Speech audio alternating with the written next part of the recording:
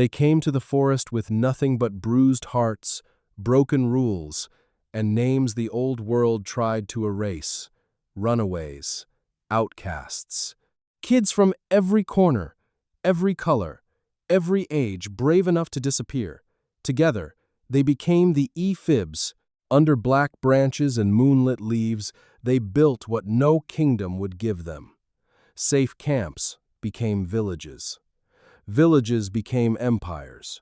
And from root, stone, cornstalk, and stolen scrap, castles rose between the trees. They lived by the way of the Ephibophets, protect the lost, share the fire, bow to no tyrant.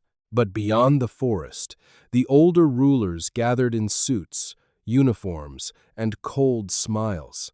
They called themselves order.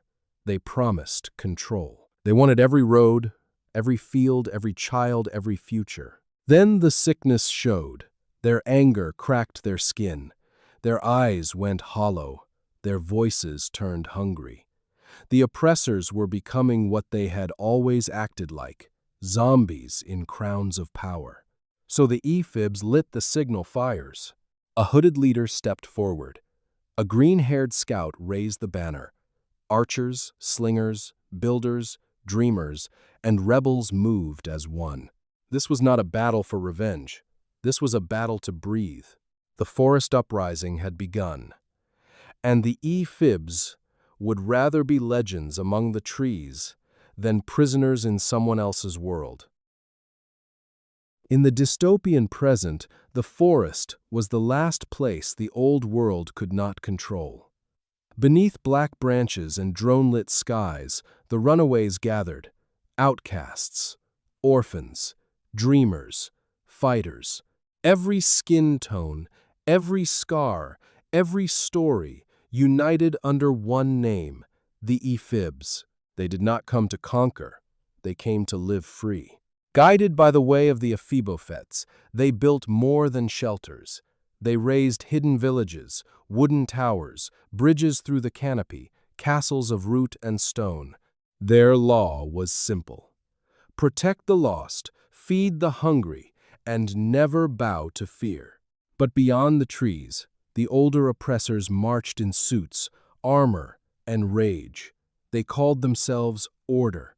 They brought shields, rifles, spotlights, and speeches. They promised to take the forest, break the children, and rule the world from its ashes. Then the change began. Their faces cracked. Their eyes emptied. Their anger rotted into hunger. The old rulers were becoming something worse than tyrants. Zombies in human clothes. At the edge of the corn and the wildwood, the ephibs stood together. The hooded boy with the corn mark, the green-haired banner-bearer, the slingshot girl, the mohawk archer, and hundreds more behind them. No first strike. No surrender. When the drones descended, the forest rose. This was not the end of the world. This was the first night of freedom. At dawn, the cornfield whispered before it roared. Between the stalks, the young ones gathered. Brown hands, pale hands, black braids, green hair, shaved heads, painted faces. They carried no throne, no conquest flag, only a promise scratched into wood and cloth. Free, not owned. Beyond the barbed wire, the old order awoke in iron suits and polished shoes. Drones swept the rows with white light. Loudspeakers barked one command: obey or become useful. Useful meant empty eyes, slow feet in mud, joining gray crowds already turned into zombies. So the youth did not run. A boy with a cornstalk mark on his hoodie raised his staff. A girl with dark lipstick drew her slingshot. A red mohawk archer aimed at the nearest drone. From the forest edge, drums rolled low as thunder. Then the sun broke. Stones flew, arrows snapped. The first drone dropped into the corn like a dead metal crow. Zombies stumbled, confused by music, color, and voices chanting together. The rebels surged from field to forest, not to destroy the world, but to take it back.